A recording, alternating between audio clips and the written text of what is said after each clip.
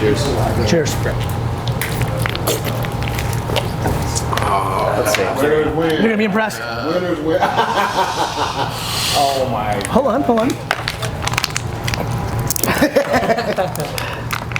All right, I cheated. Sorry, I cheated. God damn it.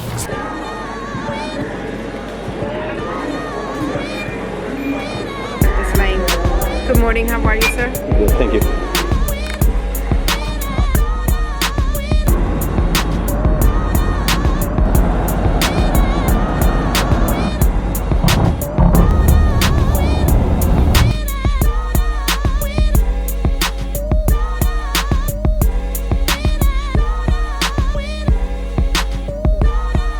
Oh man, I started probably when I was 15. Yep. Call of Duty. Yep. Kind of transitioned, used to play professionally. Yep. And then Let's sit out here. yeah, I'm down.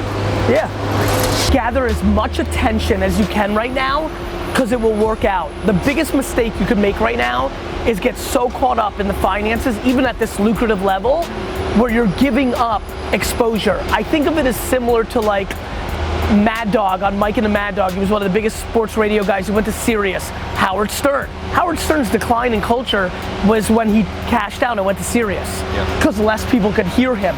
My big belief right now is when you have something like YouTube and what Facebook's about to do, where you're getting all the exposure and you're making some of the money, that's fucking brilliant, because you're not in a rush. You're making real money. It's not like you know, everyone's blessed here.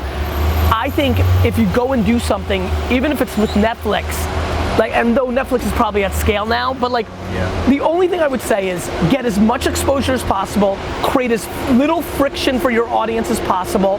I think nobody in this space has really made a go-to podcast yet.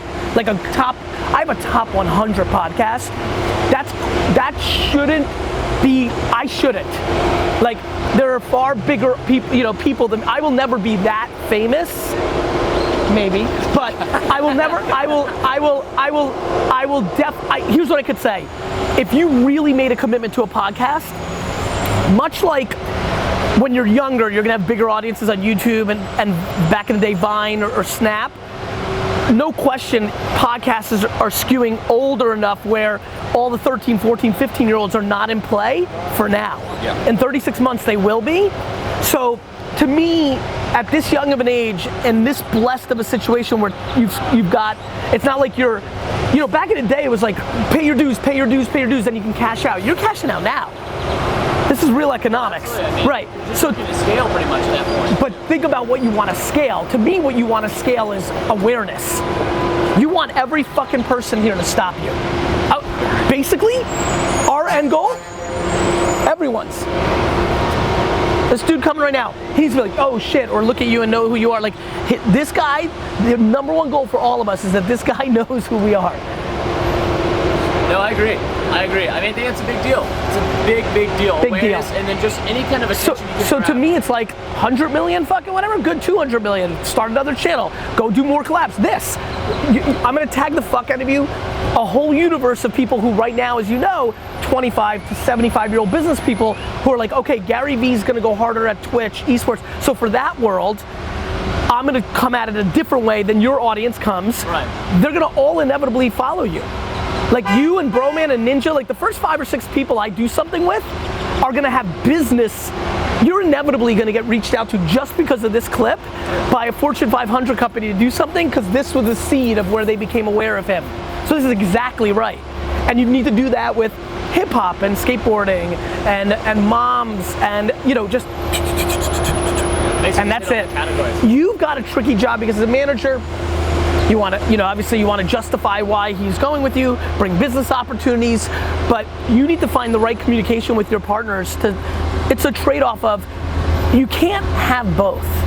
Like in today's world, like the more you can not monetize, the better. Yeah. Every time you ask for somebody to buy a hoodie, or when I ask for a sneaker, right? My sneaker right hook on Instagram is my lowest performing piece of content. No matter how much value you bring when you ask for something else, that's why I like things like AdSense and other things. People shit on them because there's pennies on the dollars.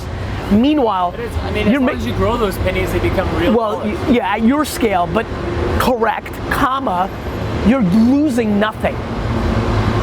Whereas when you're like, hey everybody, buy my hoodie, you're losing something. Hey everybody, I love this coffee, you're losing something. Hey everybody, like, buy my cryptocurrency, you're gonna lose something. So, you know, my biggest advice, this young, this early, fucking get as much exposure. Like, make a video that's called explaining Twitch to moms, and then run it on fucking, then take your AdSense money and run $50,000 worth of Facebook ads against 40 to 60-year-old women. Now you got something. You see where I'm going? Yeah. It's different thinking. Yeah. No, you make a really good point. I mean, I get a lot of times, lots of kids notice me when I'm in like more kid-friendly areas, and their parents come up to me and they're just like, "What do you do? Why does my kid want to take a photo?" That's right. And they have no idea what their kids are engaging with right now. And they're gonna care, and they demonize technology and video games. Well, they should care, because I mean, there are certain creators, if your kid is underage, and they should be watching. For sure, and that's every parent. Some parents care, some don't. To your point, that will be a parenting thing. But if you make a video and say, hey mom, hey dad, before you jump to conclusions and think your kid's wasting your time, I make 7 figures a year. I did this, I had happiness, I was homeschooled. Like, that's you reaching out to that audience. Kind of in the reverse of what I've done. I have always historically skewed more 35 to 75, and I, in the last 18 months, have skewed younger because of how I focused on YouTube or Instagram, right? Now with Twitch, I'm gonna have a whole new world of people, because I'm gonna, you know, the same reason all these, you know, the night that the Ninja thing's going down, he's like DMing me. A lot of people that are building personal brands, many in Twitch, already are either kind of watching me or really watching me, and a lot of them haven't, but I'm gonna bring them value, because I'm only looking to come into the community for 2 core reasons. One, how do I help the leaders in it achieve what they want, whether that's financial or exposure or fame or whatever. And 2, just create culture moments where I'm playing old school games against fun, like just fun shit, right? Like, just talk a little shit. I'm excited because, like, you know, people are really funny about new platforms. They're always like, oh, you're getting on now. And I'm like, dude, I was playing Paperboy before your mom, I love Paperboy. You know, Paperboy was legit. Before your mom was even thinking about your dad. You know, like, so it's really fun. I'm excited about that, but yeah, man. It's super meta, right? We're just talking about video games and esports and actual sports. I'm here at the NFL draft. What's my first meeting? With you. So with esports. I think that's exactly right. I think that's exactly right. We should go inside. We have a better spot over here. Coming. Yeah, so have an awesome day. Take it easy. Kill it. I will. Yeah, thank you so much. Yeah, man. Looking forward to getting. Yeah, we can help. We'll get connected. Thanks, man. Hey, have a good one. Take care. Talk to you soon. Actually, you know what? I'm trying to make more content. Babin, you're gonna be proud of me. I'm making more content. Take care. We found a good spot over there. Let's go. Just check my email real quick. Structuring the day. Just did a great meeting with Preston, talking esports. I'm in Dallas. Woke up 4 a.m. this morning. Got on a flight, got out here to Dallas, NFL draft, huge day for Vayner Sports, in the green room for the first time. Big accomplishment this early in the situation. Obviously very excited for Josh Jackson and his family, big day for him. We'll see where he lands. The Jets are picking 3rd. The quarterback of the future is coming home, so we'll see what that's about. Got another little interview here, and then gonna do some Vayner Sports stuff. We'll see how much we can film and not, I'm not quite sure. But it's a big fun day, a little breaking of the normal patterns vlog, but I'm excited about it, really excited about it. And what's cool about this is, like, I've seen this happen to where you put out so much goodwill and content in the marketplace to where you don't even need to sell. Like, it's done. By the time people see you, they already know they want to buy, versus people like trying to do the opposite of no value and just sell. That's because I'm a marketer and a branding guy, not a salesman. But I'm also a salesman. Look at the earlier question I asked you. You said, what are you gonna do? I said, sell. I know how to sell, I know how to brand. The best way to sell in the world is not to run retargeting programs or affiliate marketing, it's build a fucking brand. Everybody, you think my man here is wearing those Nikes because they cookied him? Right? Like everybody here is everything they're wearing, everything, the underwear I'm fucking witness, what is it? Calvin Klein. It's fucking brand. It's fucking brand. It's all brand. That's exactly right. I don't want to ask people to buy my shit. I want to say I have a new sneaker out and people buy that shit. I have a new book out, of course. And here's the best part, and this is the most important fucking part in the entire game. When I ask for something, come see me speak, come buy my sneaker, come buy my book, I give away all this free shit, better than anyone. I think I'm at the top of the game. Free. If they don't, I understand. I have zero expectations to convert. Too many people are giving away shit for only, when you give with expectation, you're a piece of shit. You're not a good person. When you give and you have an expectation, you're a manipulator. You're not a giver. I give and have zero expectations. The chips will fall where they are. If it goes great, mazel tov. If not, I wasn't providing enough value. That's on me. I don't give. I'm not doing this interview for any other reason than I know that it's leverage for you and it's gonna put you on and you can use it for other shit that you wanna do. And you know how good that makes me feel? That's real life. And I think that the cool thing about that is, from a systems point of view, that does not create resentment within you. Because if you were giving, correct, and you eliminate the source of negativity. Brother, I have zero expectations of everybody. Right. I could give a fuck. I have zero expectations of my own employees. Many will argue with me in my own organization that one of my shortcomings is my lack of expectations. It's just the way I just have empathy. I'm just overly, to a fault, I would argue to a fault, empathetic. And I've brought it back to create more accountability and candor.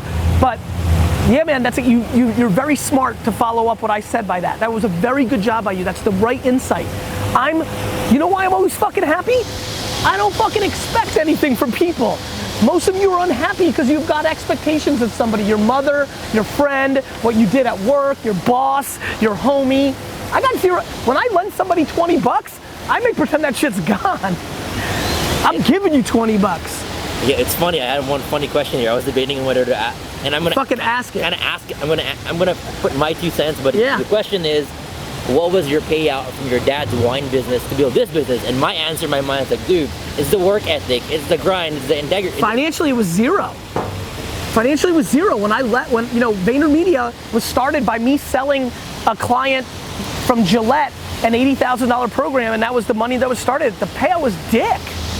I had 0% of the business. I didn't get a loan, nothing. I built that business for my family because my family brought me to America and raised me perfect. And so, nothing. The payout was $0. $0. That's why when people talk shit, I laugh. I competed against people that raised $1 million. Like people like, you were given a liquor store.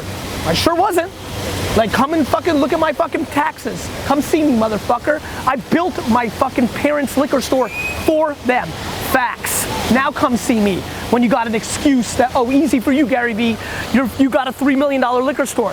Dickface, go read the fucking articles. I started in a company that was doing $3 million, making $300,000 in profit. I worked my dick off from 22 to 34, 15 hours a day to build a business for my parents that I left at 34 with nothing. Now tell me who had it worse. Dick. There you go. Yeah, there I go. And that's my thing, right? For years, I never clarified that. The reason I'm not mad at people for saying it is I didn't talk about it because, it was a family business. I didn't want to put my family's business out there. But now I talk about it with fire because I'm just tired of your excuses. And fuck me, who gives a fuck what I accomplished? Don't look at me. Look at somebody who's fucking born in like the deep jungles of like whatever and comes to America and fucking eats. My parents did it better than me. Fuck me, my parents came here with nothing. Lived in a studio at 23 years old with $100. Fucking, forget me. There's 50 million people that came from dick shit and fucking made it. So what the fuck's your excuse? Entitlement, you're fucking entitled. If you ever bought a $5 Starbucks coffee, you're fucking soft. If you ever in your life bought a $5 fucking coffee from Starbucks, you are fucking soft. Globally, in the 7.7 billion people, you're fucking fancy, you're soft. A $5 fucking cup of coffee? Fuck you. So I don't want to hear it from the people in my comments or people like behind my back. You live in fucking, you live in, like 99% of my comments are from people in first world countries. Like, fuck you. What? Your best friend's parents bought him a BMW and not you, you fucking soft piece of shit? I can't deal with it. It's fucking ridiculous. Right. People are, oh, you're mad at your homie because their parents, his parents, her parents paid for their Coachella trip, but you had to work to pay for yours? You went to Coachella. Like, what is the matter with you? What's your name? Nisha. Nisha, how are you? Oh my God. How you doing? I just moved from New York, and like I just fucking walked in, like about to give my resume to coffee shops and shit. Like I listen to you every fucking day. Like your Thank shit. you. Oh my God. Like, thank you. Thank you. Give me more hug. Like I feel Nice like this shit was meant to be. It is meant to be. Like oh my God, this was the universe. Like I'm like really starting from the bottom. Like good. Fucking like. Good. I listen to your shit. Like your shit is. Okay, like I just caught chills. Like I'm like, is that fucking GaryVee? Like you can't be fucking kidding me. Like right here. Like oh my God. Like. You want to take a photo? Yes, please. Let's do it. I just was all on my snap. Like okay. Want a selfie? Let me come. I got you. Yeah. Okay. Let me get my shit together. Your shit looks amazing. Okay. Thank you. All right, right here we go. 3, 2, 1. I don't have my phone with me. Well, let's take. We're gonna take a photo and we're gonna email it to you. Yeah, I got you. For real. Let's do it. Text it to him right now. Let's make sure we don't fuck it up. But no, my thing was just I What's don't your have name? any kind of Cameron. Cameron. Nice to meet you, man. Nice to meet you, my guy. You too. What's your name? So just show love, show respect, man. Thank you, I my see guy. what you do.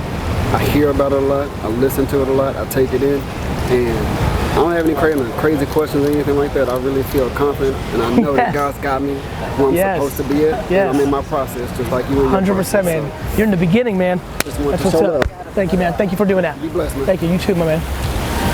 My name is guys. Is it cool if I get a picture? How are you? I'm Matt. Matt, nice to meet you. Let's do a quick selfie. You shooting some videos for your social? We're just doing an interview. I'm in town for the draft. Oh, awesome. With Vayner Sports and stuff I do there. That's really cool. That's really cool. Nice to meet you. Thank Good you for luck saying with hello. everything. Thank you. Thank you.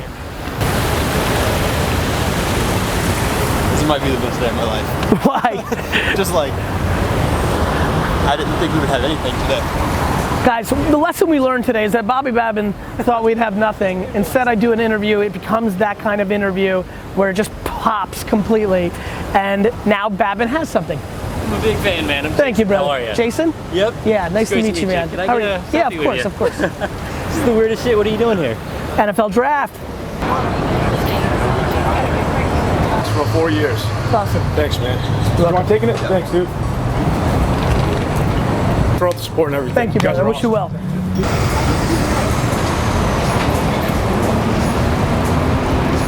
Later, Mission accomplished. man, dude. Thank you, brother.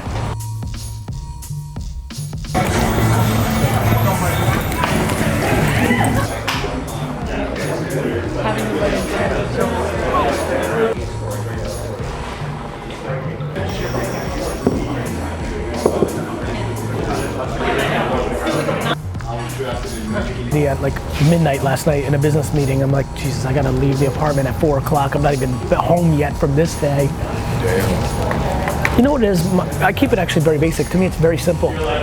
If your actions don't match your ambition, you're leaving, a vulnerability. Like, I'm more than capable of like working 9 to 5 if that's what I want. And to me, I just love it.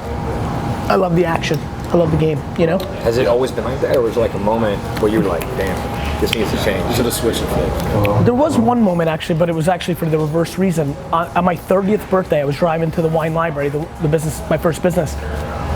And it's weird. I can remember like yesterday, I'm literally driving on the highway, and I had to look back in the rear view mirror to I don't know, I'm just driving, right? I looked in my rear view mirror, and for some reason I made eye contact with myself.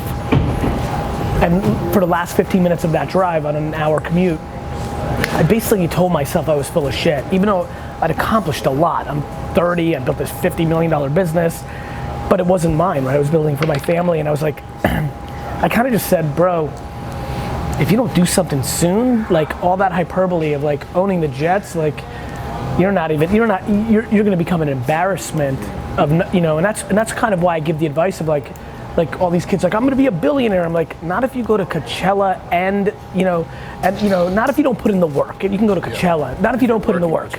Not if you, and you can go to Coachella. Coachella just, that's just a funny thing to reference.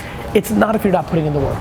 Not if you're working in the Soho house for 8 hours, but you're really working an hour.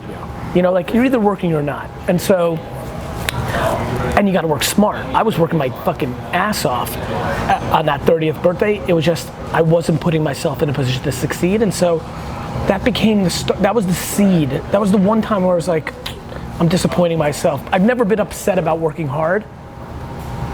I've always been, I've never been like, I've never felt burnt out in my life. Meaning, I get tired, but you're only burnt out if you don't love it. I get burnt out on doing homework for 1 hour in my entire career of school. So I'm an extremist that way, right? The reason I was a DNF student, the reason that I don't burn out now is it's binary. I'm either in my zone or I'm not. And when I'm in my zone, it's 100, and when I'm not, it's 0. I'm just not capable. And that's why I think, it's also why I think I've been able to be like popular in my humility. Like I can't change, I'm me. Like my ability to not be me is like non-existent. I don't have it, and I don't have it in me. Worked out. On Instagram, we just gotta keep it down a little bit. Sorry. No worries. I just listened to the ads GaryVee in 2 days, like I was going to Midwest. You this from the library? I don't care. I'll get a fine on it.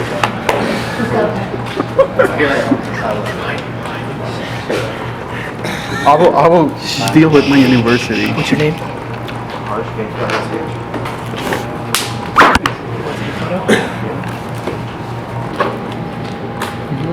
It was worth leaving school.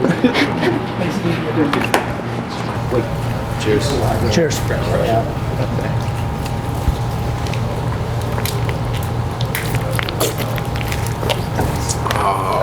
You're gonna be impressed.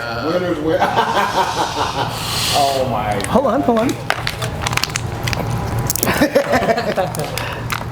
All right, I cheated. Sorry, I cheated. I had to do. Like, I'm sorry. Cheated. I didn't think you cheated that bad. I didn't think so either. God damn it. Gabriel. Nice to meet you, man. It's you just inspire me, man. Thank you, brother. I recognize your book. I just want to help people who struggle with depression. I get it. Me too. And depression. That's kind of.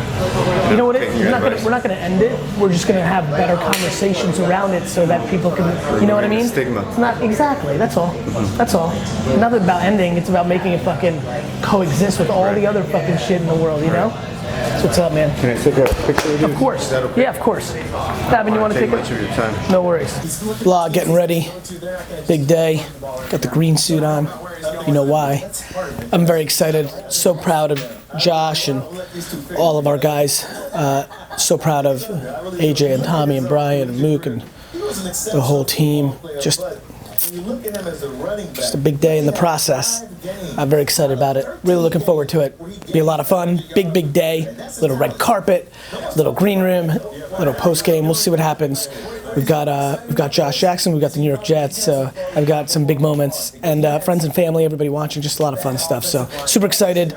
And most of all, on a day like this, I'm most excited for Bobby Babin because he woke up this morning at 4 a.m., thought he wasn't going to get any content, and he got so much fire. He doesn't know what to do himself. Literally, Babin, I think at least 6 Instagram micro clips from that one interview. I was in rare form. Anyway, super excited about it. Fired up. Let's see what happens tonight. Special night. It's going to be wild. Bobby Babin. Yeah. Admit it, you got way better content than you expected. Way better. I was not happy about the 4 a.m. wake-up call, and I didn't think I was going to film. Did you underestimate me? A little bit. And what happened? It turns out you're really famous in Dallas.